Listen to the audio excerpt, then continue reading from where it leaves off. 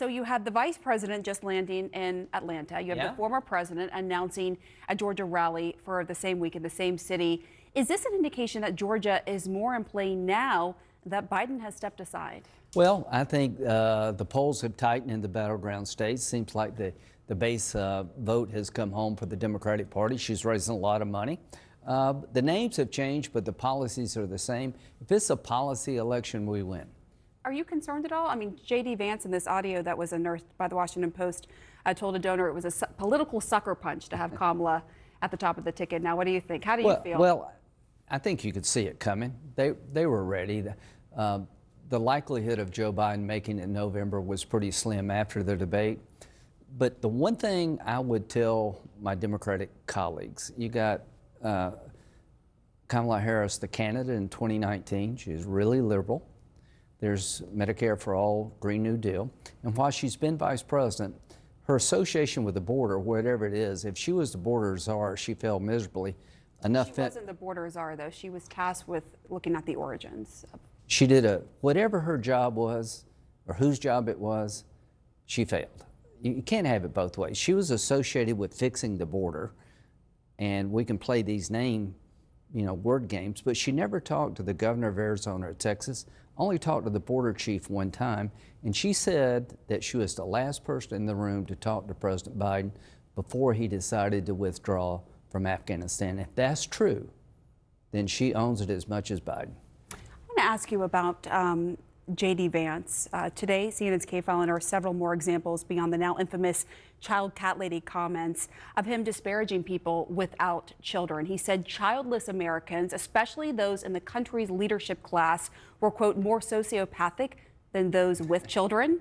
As a person without children yourself in the leadership class? I don't know. Maybe I'll prove his point. I don't know. Well, what do you think about that suggestion? Are you worried it alienates a part of the electorate? I think the election won't come down to what he said on a podcast. It'll come down to whether or not we change course as a nation. He said it multiple times. Yeah, he said it 1,000 times. But most people are going to vote on whether or not the next president can fix the problems they're living with. And what are the problems? High inflation, crime, broken border, world on fire. It is our election to lose, because after 4 years of Biden-Harris, the world is on fire and things at home are not good. And I think President Trump can explain to people, when I was president, we had a secure border, we had control of inflation, we were energy independent, and I was making peace, not war. So, to be clear, there were also record crossings during Trump's administration as well. No, it's the lowest crossings in the history of the country in December of 2020. We're not going to rewrite history. In December of 2020, we had the lowest crossings in the history of the country. Now, up until recently, we had the highest crossing. No, it's a fact. I'm saying, yes, but if you look at the 4 years, that was one snapshot of 4 years. I hope people will look at 4 years of their control of the border and Trump's control of the border. There's been enough fentanyl come across the border to kill everybody on the planet. And what do you say to Kamala Harris and her supporters who were saying, well, you're criticizing her about the border, but Republicans like yourself who supported this bipartisan immigration legislation, you said it could cause real change, the vote against it. You're not doing your part for the border. Well, the parole provisions were not meaningful. That's why I voted no. Most people coming in the country being paroled, I think, illegally. I wanted to stop that. But you can't have it both ways. They're claiming credit for a reduced volume at the border. Well, we didn't pass a bill. You could do better if you wanted to. I think the border's been broken because Biden didn't want to be Trump. And we told him, everybody told him at the border. Wait, you think it was, say that again? I think Biden made a poor choice. He made a campaign promise, I will change the policies of Donald Trump. And when they told him, if you do it, you'll have a nightmare on your hand, he did it anyway. I think he was trying to appease the far left. And when it comes to Kamala Harris, there is no liberal horse that she would not ride in 2019 and 2020. At the end of the day, the foreign policy of this country is in free fall. I've never seen so many danger spots as I see right now. And if you're thinking the country's on the wrong track, why in the world would you vote for her? Well, it's interesting you bring up foreign policy because you were someone who is very committed to, for example, Ukraine and giving aid to Ukraine. Yes. J.D. Vance, for his part, is one of the leading opponents of giving aid to Ukraine. How much does that concern you? Well, I think President Trump he found a way forward, make it a loan, not a grant. But it concerns you, J.D. Vance's stance. Yeah, I had a difference. His belief was we were spread too thin. He said that, it's nothing particularly against Ukraine. I want to focus on China. My belief is if you give in to Putin in Ukraine, you make your problems with China worse. So here's what JD will do. He'll support President Trump unequivocally, and whoever Vice President Harris picks. President Trump has an America First agenda. Yeah, and the America First agenda worked pretty damn well. There was no invasion on his watch. I'm convinced if he had gotten a second term, Putin wouldn't have invaded. Well, and there are Republicans who think that. Let's go back to America But first. I want to just take a step back here as it pertains to J.D. Vance, Yeah. because you are seeing former President Trump having to defend him, take up time defending his VP pick. Yeah. We just saw it on Fox.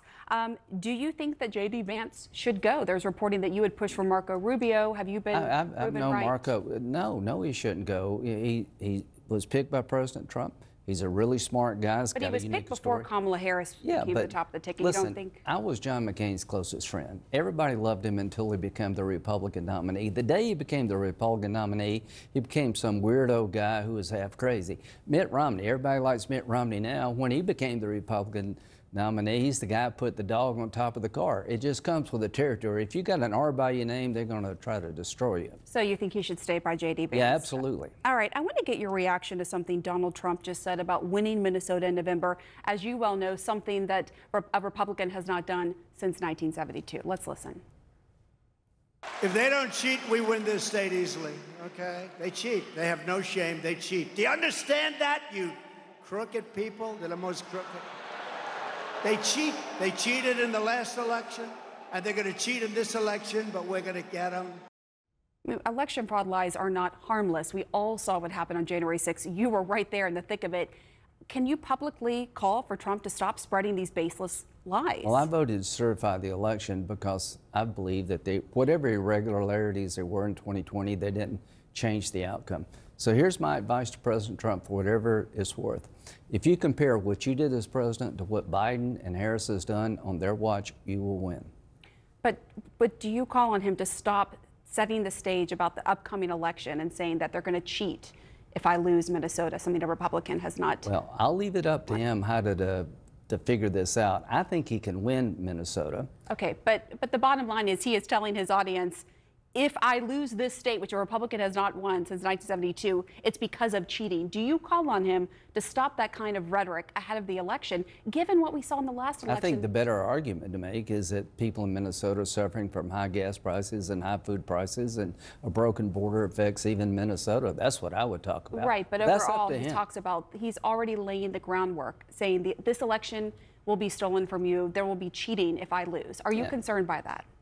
Not particularly, because I think Donald Trump is trying to reinforce to the American people that our election system needs to be reformed and needs to be fixed, and there's some truth to that.